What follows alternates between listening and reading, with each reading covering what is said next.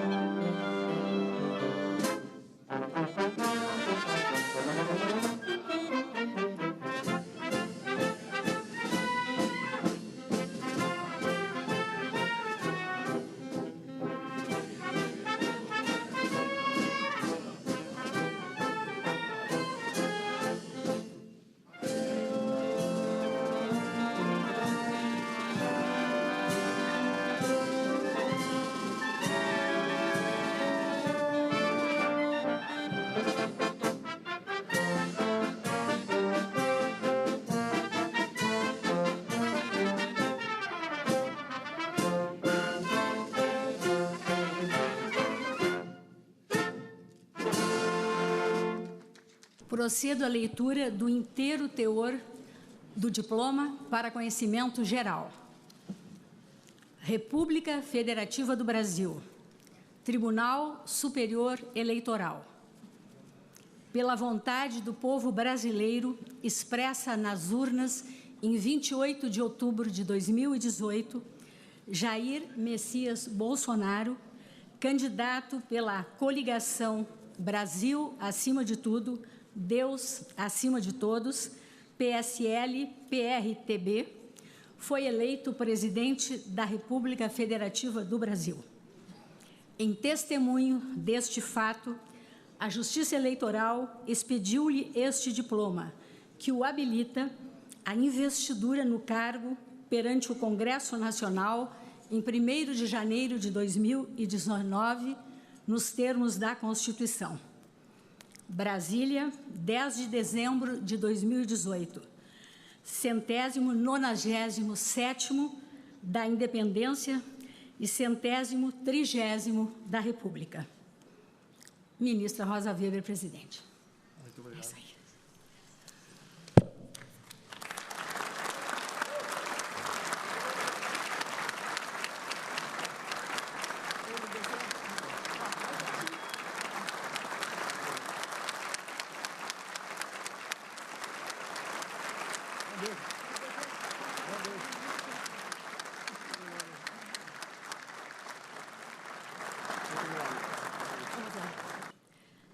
idêntica forma, convido o excelentíssimo senhor vice-presidente eleito Antônio Hamilton Martins Mourão a dirigir-se a essa tribuna para a entrega do diploma.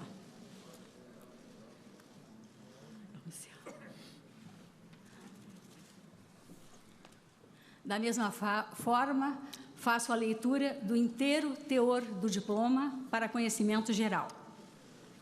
República Federativa do Brasil, Tribunal Superior Eleitoral, pela vontade do povo brasileiro, expressas nas urnas em 28 de outubro de 2018, Antônio Hamilton Martins Mourão, candidato pela coligação Brasil acima de tudo, Deus acima de todos, PSL, PRTB, foi eleito vice-presidente da República Federativa do Brasil. Em testemunho deste fato, a Justiça Eleitoral expediu-lhe este diploma, que o habilita à investidura no cargo perante o Congresso Nacional em 1º de janeiro de 2019, nos termos da Constituição. Brasília, 10 de dezembro de 2018, 197º da Independência e 130º da República. Ministra Rosa Weber, presidente. Cumprimentos. Muito feliz.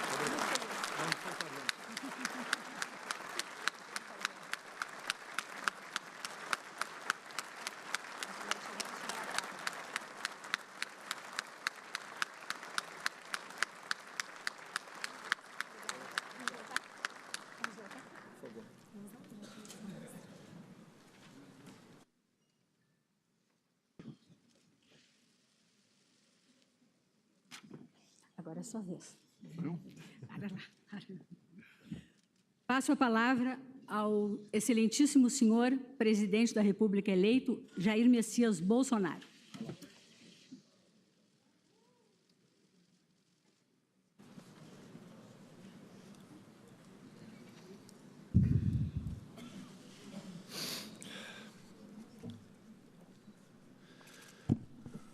Senhora ministra Rosa Weber, presidente do Tribunal Superior Eleitoral, por intermédio de quem cumprimento os ministros do Tribunal Superior Eleitoral. Senador Fernando Collor de Mello, ex-presidente da República, General Hamilton Mourão, vice-presidente da República, eleito, e senhora Paula Mourão. Senador Eunício Oliveira, presidente do Senado Federal. Deputado Rodrigo Maia, meu companheiro, presidente da Câmara dos Deputados. Senhor ministro Luiz Fux, vice-presidente do Supremo Tribunal Federal, por intermédio de quem cumprimento os ministros do Supremo Tribunal Federal aqui presentes. Senhoras e senhores ministros de Estado, comandantes de força, almirante de esquadra Leal Ferreira, comandante da Marinha, general de Exército Vilas Boas, comandante do Exército, tenente brigadeiro do ar Nivaldo Rossato, comandante da Aeronáutica, senhora Raquel Dodge, Procuradora-Geral da República e Procuradora-Geral Eleitoral. Senhoras e senhores parlamentares, senhoras e senhores presidentes de tribunais superiores, senhor Cláudio Lamacha, presidente do Conselho da Ordem dos Advogados do Brasil. Também agradeço a minha esposa, Michele, meus filhos e minha filha, que representam toda a família. Senhoras e senhores,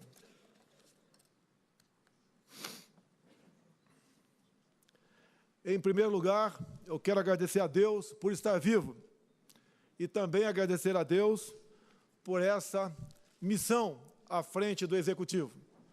Tenho certeza que, ao lado dele, venceremos os obstáculos.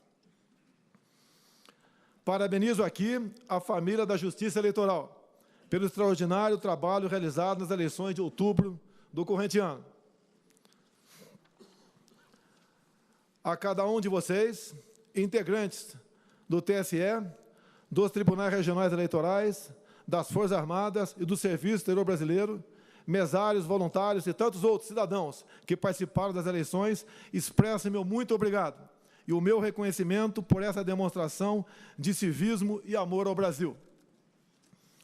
Hoje, eu e meu contemporâneo, general Hamilton Mourão, recebemos os diplomas que nos habilitam à investidura nos cargos de presidente e vice-presidente da República. Trata-se do reconhecimento de que o povo escolheu seus representantes em eleições livres e justas, como determina a nossa Constituição. Não poderia estar mais honrado com a confiança demonstrada pelo povo brasileiro. Essa vitória não é só minha. O caminho que me trouxe aqui foi longo e nem sempre foi fácil. Durante a minha vida pública, como militar, vereador e deputado federal, sempre me pautei pela defesa dos valores da família, pelos interesses do Brasil e pela soberania nacional. Orientei a plataforma da minha campanha à Presidente da República pela defesa desses valores. A todos aqueles que me apoiaram e que confiaram em minha capacidade de lutar em favor do Brasil, o meu muito obrigado. Agradeço com carinho a minha família, a minha mãe Olinda, ainda viva, com 91 anos de idade, minha esposa Michele, meus filhos Flávio, Carlos, Eduardo, Renan e a minha querida filha Laura. Nada disso teria sido possível sem o amor e o apoio incondicional de vocês. Agradeço também a todos que acreditaram e que estiveram comigo desde o início da minha trajetória, nos momentos felizes, mas, sobretudo, nos momentos difíceis. Essa vitória é de todos nós. Agradeço muito especialmente aos mais de 57 milhões de brasileiros que honraram com o seu voto. Aos que não me apoiaram, peço sua confiança para construirmos juntos um futuro melhor para o nosso país. A partir de 1º de janeiro, serei o presidente dos 210 milhões de brasileiros. Governarei em benefício de todos, sem distinção de origem social, raça, sexo, cor, idade ou religião.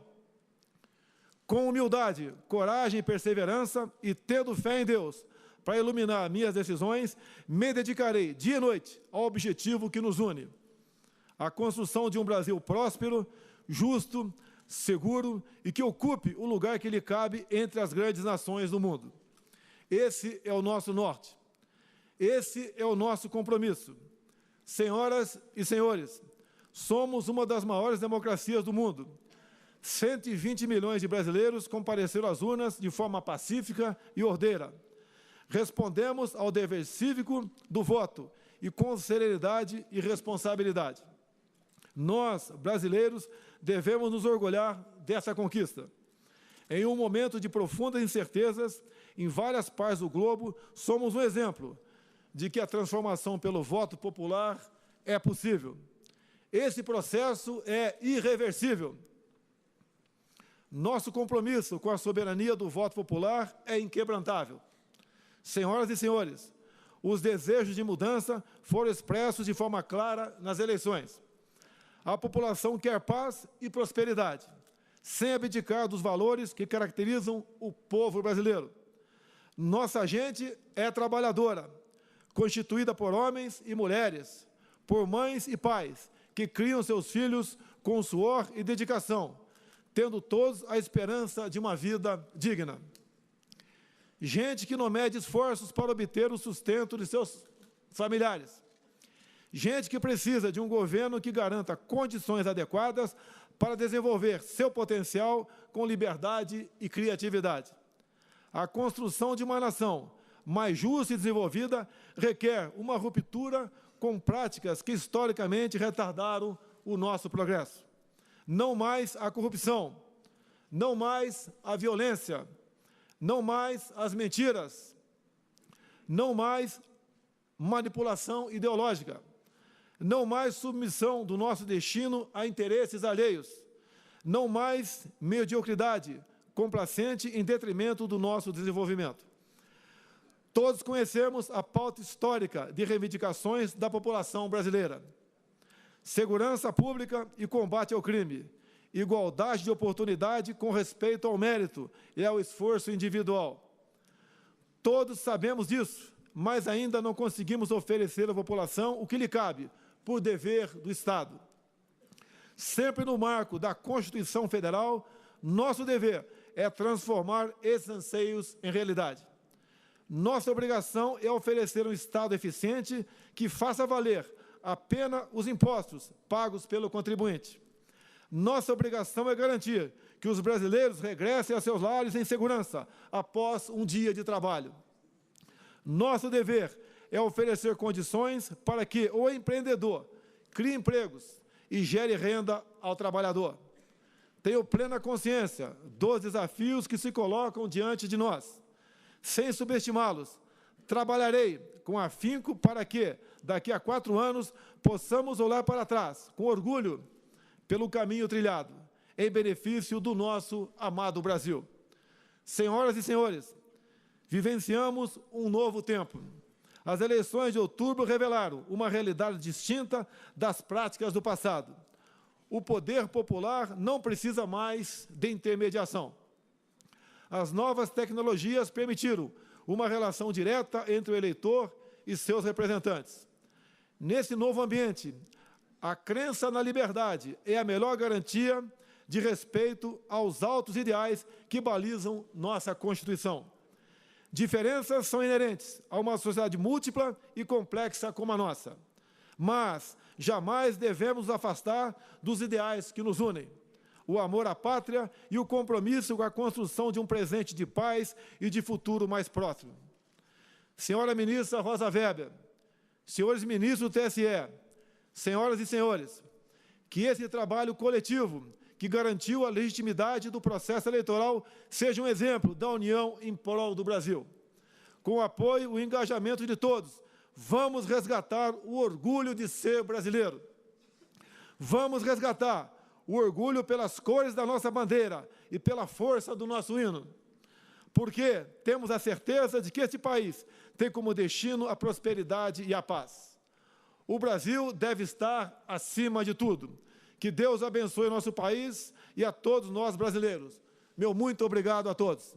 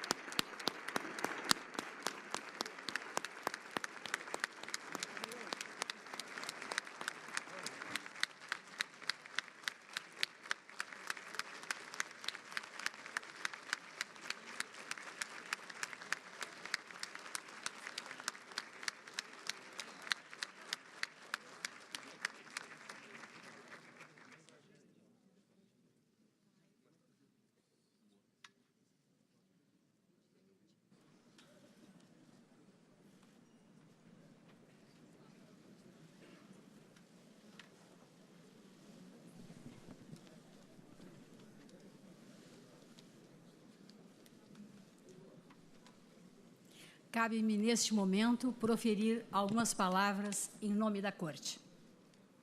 Na condição de presidente do Tribunal Superior Eleitoral, dirijo-me a todos, em especial aos eminentes presidente e vice-presidente eleitos, dirigindo-lhes a minha saudação. É uma grande honra recebê-los neste tribunal, que é o Tribunal da Democracia, a casa de todos os brasileiros.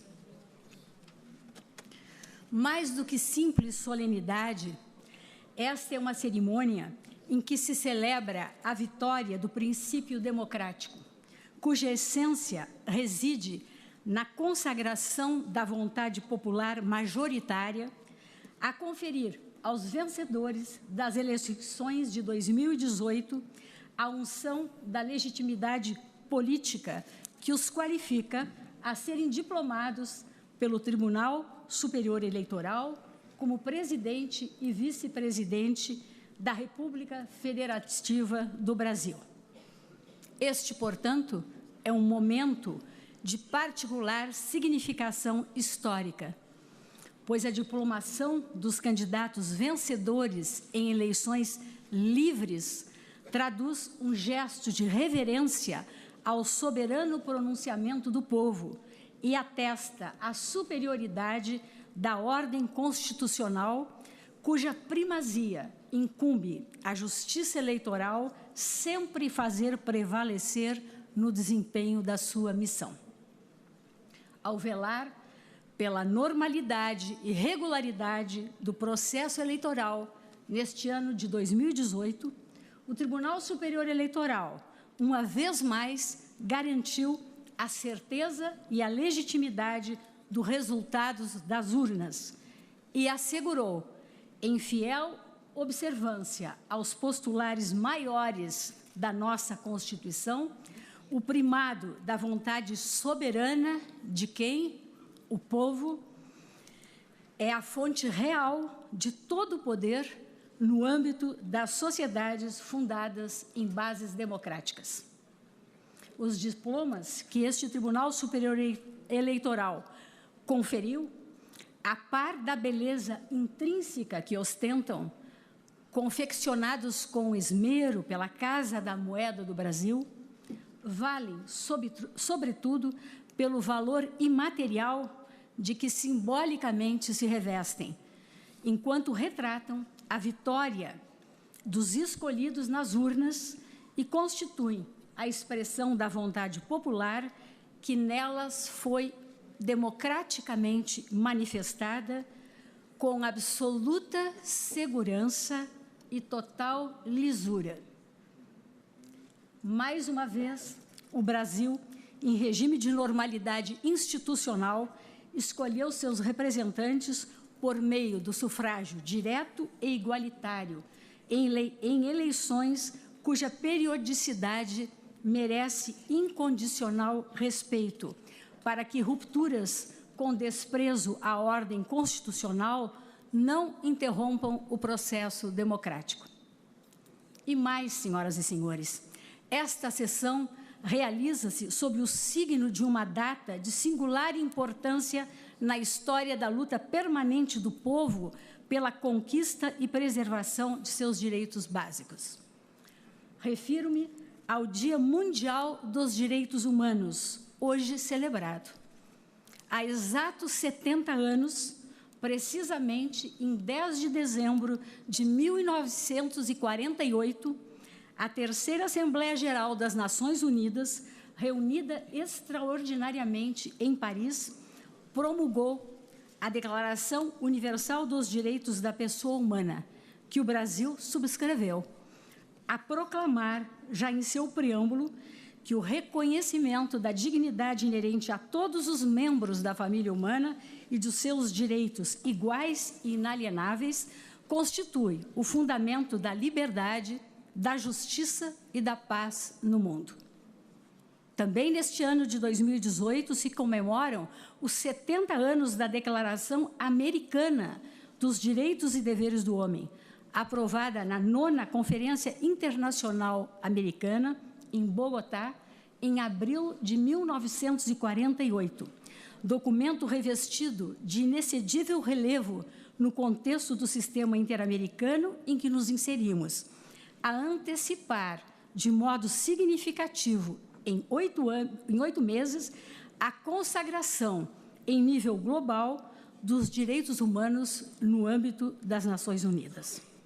Nele proclamou-se que todos os seres humanos nascem livres e iguais em dignidade e direitos, sem distinção de raça, língua, crença, origem nacional, orientação sexual, identidade de gênero ou qualquer outra condição, porque nunca nos esqueçamos, os direitos fundamentais da pessoa humana, além de universais, são essencialmente inexauríveis.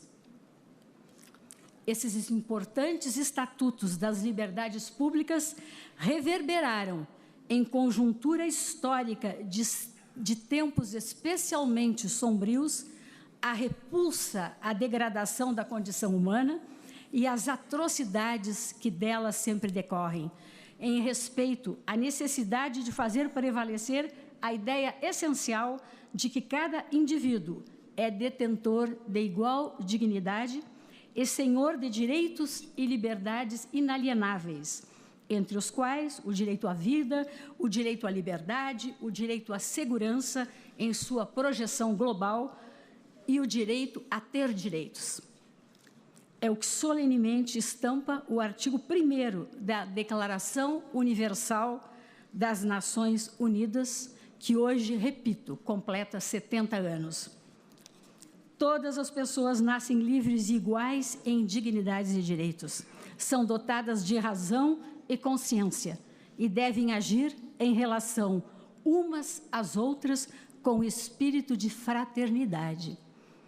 E quando o que reconheceu com primazia, em quase nesses mesmos termos, a Declaração Americana de abril do mesmo ano de 1948. Em país de tantas desigualdades como o nosso, senhoras e senhores, refletir sobre as declarações de direitos não constitui mero exercício teórico, mas necessidade inadiável que a todos se impõe, governantes ou governados. Daí o significado ímpar desta data, o Dia Mundial dos Direitos Humanos, e a ênfase que se deve atribuir ao que expressa também o artigo 2º da Declaração das Nações Unidas. Toda pessoa tem capacidade para gozar os direitos e as liberdades estabelecidos nesta declaração, sem distinção de qualquer espécie, seja de raça, cor, sexo, língua, religião, opinião política ou de outra natureza, origem nacional ou social, riqueza, nascimento ou qualquer outra condição. Nessa linha, enfatizo que a democracia não se resume a escolhas periódicas por voto secreto e livre de governantes. Democracia é também exercício constante de diálogo e de tolerância, de mútua compreensão das diferenças, de sopesamento pacífico de ideias distintas, até mesmo antagônicas, sem que a vontade da maioria, cuja legitimidade não se contesta, busque suprimir ou abafar a opinião dos grupos minoritários, muito menos tolher ou comprometer-lhes os direitos constitucionalmente assegurados. Em uma democracia, senhoras e senhores, maioria e minoria, como protagonistas relevantes do processo decisório, hão de conviver sob a égide dos mecanismos constitucionais destinados à promoção do amplo debate, sem pré-compreensões estabelecidas nos foros políticos e sociais adequados. Mais do que isso, a todos os cidadãos, sem qualquer exclusão, se assegura um núcleo essencial de direitos e garantias que não podem ser transgredidos nem ignorados pelas instâncias de poder, nem pelas instituições da sociedade civil, pelo simples fato de não refletirem, em um dado momento histórico, a vontade dos grupos majoritários. Vale insistir, senhoras e senhores, na asserção de que o princípio democrático, expressão vital de nossa crença inabalável na autoridade da Constituição da República, reside não só na observância incondicional da supremacia da ordem jurídica, mas também no respeito às minorias, em especial aquelas estigmatizadas pela situação de vulnerabilidade em que injustamente se acham expostas. Em uma república democrática, a Constituição e as leis a todos irmanam, nivelam e igualam, como lapidarmente observou João Barbalho, eminente ministro do Supremo Tribunal Federal e integrante do Congresso Constituinte de 1890-1891. Os sistemas de governo constituem, sem dúvida alguma, modelos em permanente evolução. As reformas políticas, por isso mesmo, hão de ser implementadas sempre com o elevado propósito de aperfeiçoamento das instituições da República, jamais com o intento menor de inibir o dissenso ou excluir forças políticas com ideologia diversa. A democracia, não nos esqueçamos, repele a noção autoritária do pensamento único. É da essência mesma do regime democrático a convivência dos opostos, pois desta pluralidade resulta a realização de um dos princípios estruturantes do Estado Democrático de Direito, como expressamente proclama a nossa Constituição. A necessidade de conferir garantia à estabilidade desses direitos essenciais é, em país regido por uma Constituição democrática como a nossa, uma das funções mais relevantes e irrenunciáveis do Poder Judiciário, o exercício da jurisdição das liberdades.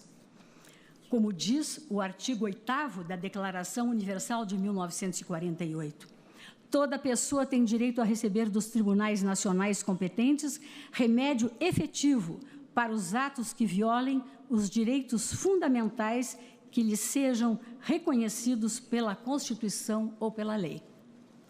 Ao Poder Judiciário compete, por imposição institucional, a garantia da rigidez do jogo democrático, por meio da proteção de todos os seus partícipes, candidatos, agremiações partidárias e cidadãos, a partir do reconhecimento da eficácia das salvaguardas constitucionais que englobam, para efeitos de sua proteção, os direitos humanos e fundamentais contra quaisquer formas de opressão, intolerância, exclusão e discriminação.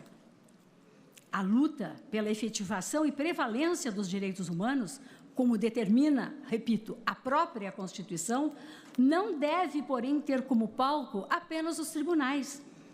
Não obstante, sejam estes espaços institucionalizados essenciais ao processo de reconhecimento, afirmação, defesa e consolidação das liberdades fundamentais.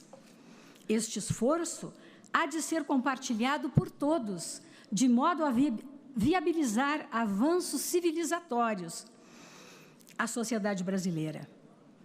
Tenha-se presente aqui, no contexto que venho de referir, hoje particularmente agravado pela situação dramática dos refugiados e das pessoas deslocadas, vítimas infelizes da terrível crise humanitária, que o Brasil está vinculado política e juridicamente nesse plano a compromissos generosamente assumidos há décadas no plano internacional, em respeito aos tratados e convenções firmados no âmbito do direito das gentes.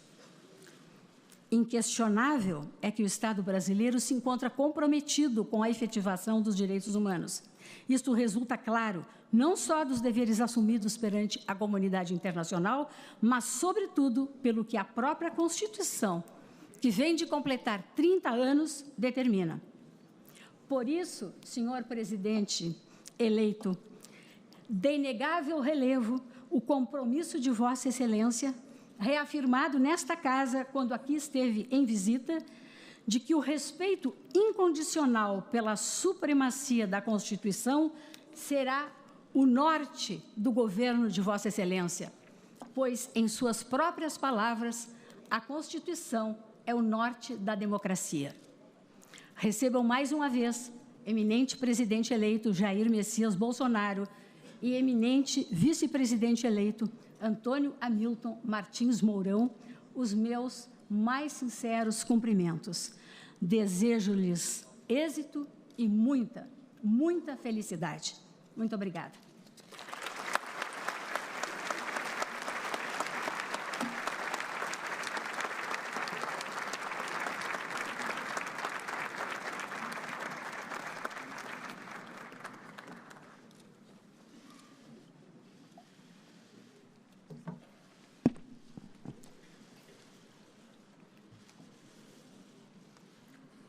Sua Excelência, Senhora Presidente do Tribunal Superior Eleitoral, Ministra Rosa Weber, agradece a honrosa presença de todos que comparecem para prestigiar esta cerimônia. Excelentíssimo Senhor Vice-Presidente do Supremo Tribunal Federal, Ministro Luiz Fux. Excelentíssimo Senhor Presidente eleito da República, Jair Bolsonaro. Excelentíssimo senhor vice-presidente eleito da República, Hamilton Mourão. Excelentíssimo senhor presidente da Câmara dos Deputados, deputado federal Rodrigo Maia, na pessoa de quem são cumprimentados os membros do Poder Legislativo. Excelentíssimo senhor presidente do Senado Federal, senador Eunício Oliveira. Suas excelências, os senhores ministros do Supremo Tribunal Federal, de ontem e de hoje. Excelentíssimo senhor ex-presidente da República, Fernando Collor. Sua excelência, o senhor presidente do Superior Tribunal de Justiça, ministro João Otávio de Noronha. Sua excelência, o senhor presidente do Superior Tribunal Militar, ministro José Coelho Ferreira. Sua excelência, o senhor presidente do Tribunal Superior do Trabalho, ministro Brito Pereira. Sua excelência, o senhor presidente do Tribunal de Contas da União, ministro Raimundo Carreiro. Sua excelência, o senhor ministro de Estado, chefe da Casa Civil, Eliseu Padilha, na pessoa de quem são cumprimentados os ministros de Estado.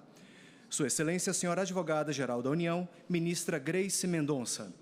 Suas excelências, os senhores ministros do Tribunal Superior Eleitoral, de ontem e de hoje. Sua excelência, a senhora procuradora-geral eleitoral, doutora Raquel Dodge, na pessoa de quem são cumprimentados os membros do Ministério Público. Senhor presidente do Conselho Federal da Ordem dos Advogados do Brasil, doutor Cláudio Lamáquia, na pessoa de quem são cumprimentados os advogados. Suas excelências, os senhores comandantes de Forças Armadas. Sua excelência, o senhor defensor público-geral da União, doutor Gabriel Faria Oliveira. Suas excelências, os senhores ministros de tribunais superiores. Suas excelências, os senhores conselheiros do Conselho Nacional de Justiça. Suas excelências, os senhores presidentes dos tribunais de justiça e dos tribunais regionais eleitorais e federais. Sua eminência reverendíssima, o senhor arcebispo de Brasília, cardeal Sérgio da Rocha. Senhores presidentes de partidos políticos. Senhores presidentes de associações de classe. Eminentes autoridades civis, militares e religiosas, senhores jornalistas, senhores familiares dos eminentes diplomados, senhores servidores, colaboradores e voluntários da Justiça Eleitoral Brasileira, senhoras e senhores. Cumprida a finalidade para a qual se deu este ato, declaro encerrada esta sessão solene, renovando meus cumprimentos e agradecendo a presença de todos.